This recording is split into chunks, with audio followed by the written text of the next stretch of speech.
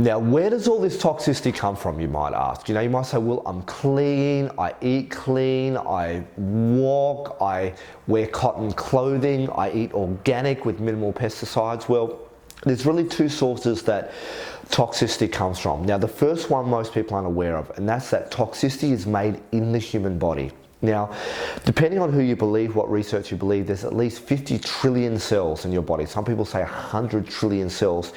Everything in your body is made up of cells. They're the smallest building block in your body. The eyeball, everything is made from cells. Now, at the microcellular level, the cells need to take in nutrients and they need to expel toxicity. Now, if you can imagine that you've got 50 to 100 trillion cells every moment you're alive, expelling toxicity into your lymphatic fluid around your cell, you've got some serious sewage buildup every moment you're alive. The second place that toxicity comes from is externally. So you've got the internal and the external. The external comes from what you eat, what you drink, what you breathe, what you put through your skin. Now, you might tell me that you eat really healthy. You might say, well, I'm so clean. But let me give you a couple of things. Number one, everybody filters their water. People don't clean their air. The United Nations have a study on air pollution. Some sources that I've seen in the past have indicated that major cities can have 1, 2, 3, 4, 5, 6 or 7 packets of cigarettes a day equivalent in pollution. Not to mention half the pesticides in the world are used on cotton, which your clothing is made for. Water is treated with fluoride and chlorine. There's virtually no clean oceans left on Earth, depending what you believe. Our skin is clogged up. It's not exposed to the elements.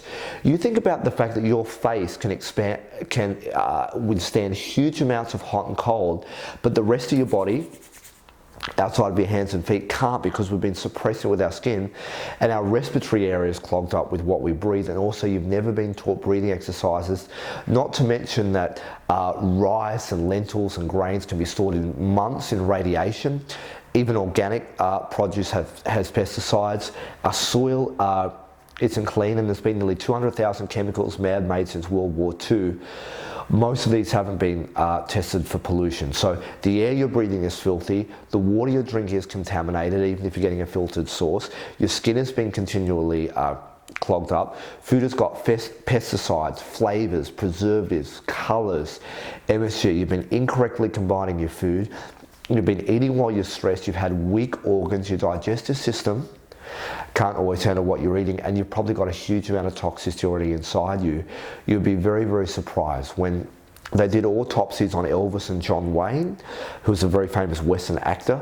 I'm going to expose you to some of the autopsy reports, but the amount of filth that accumulates on a human being at the micro level on a continual basis, you'll be surprised with. And if we're not doing this on a continual basis, it's going to build up.